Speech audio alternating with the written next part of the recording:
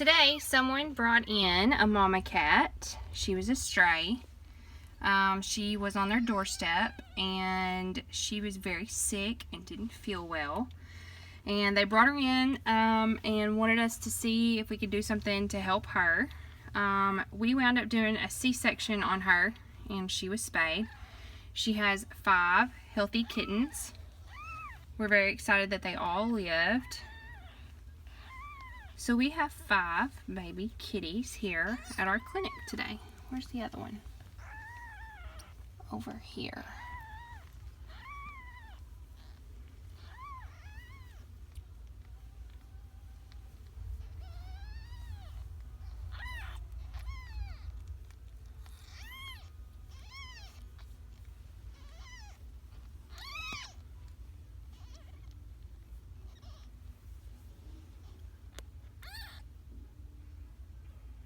Mom is still a little bit anesthetized.